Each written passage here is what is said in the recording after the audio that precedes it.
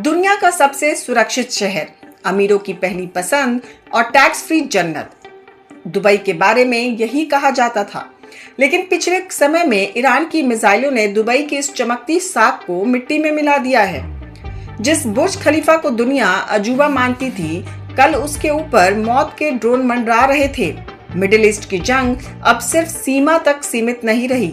Iran ने Dubai, दोहा और Abu Dhabi पर वो हमला किया है जिसने खाड़ी के देशों को दहला दिया है। क्या दुबई अब सुरक्षित है या फिर सपनों का ये शहर अब ईरान और इजराइल की जंग का नया अखाड़ा बन चुका है? कुछ समय पहले की वो काली रातें दुबई और अबू धाबी कभी नहीं भूलेंगे।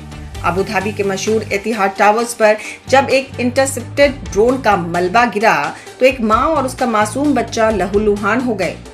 जो शहर कल तक यूरोप और अमेरिका के अरबपतियों को सुरक्षित विला और पूल साइड लाइफ बेच रहा था, आज वहां लोग बंकर तलाश रहे हैं।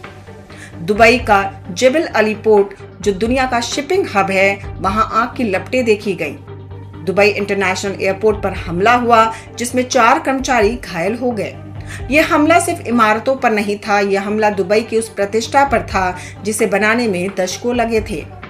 सोशल मीडिया पर वायरल हो रहे वीडियो डरावने हैं। दुनिया के सबसे महंगे आइलैंड पाम जुमेरा के पास फेयरमाउंट होटल के बाहर आग लगी। 7 स्टार बुर्ज अल अरब का सामने का हिस्सा लपटों में घिरा है और सबसे भयावह मंजर 830 मीटर ऊंचे बुर्ज खलीफा के पास आसमान में उठता धुएं का गुबार। यूएई के डिफेंस मिनिस्ट्री का दावा है कि उन्होंने 165 बैलिस्टिक मिसाइलें और 540 से ज्यादा ईरानी ड्रोन मार गिराए हैं। लेकिन सवाल ये है कि अगर डिफेंस सिस्टम इतना ही पुख्ता था तो दुबई की ये पहचान क्यों जल रही है?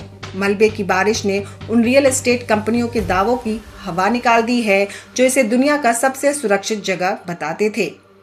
दुबई की 90% आबादी विदेशी है। लोग यहाँ सुरक्षा और सुख चैन के लिए आते हैं, लेकिन ईरान के इन हमलों ने साबित कर दिया है कि आधुनिक रडार और मिसाइलें भी आपको टोटल सेफ्टी की गारंटी नहीं दे सकती।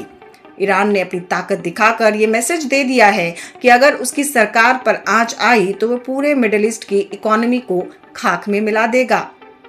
जब दुबई का आसमान मिसाइलों की रोशनी से नहा गया तो दुनिया के सबसे सुरक्षित शहर का गुमान टूट गया।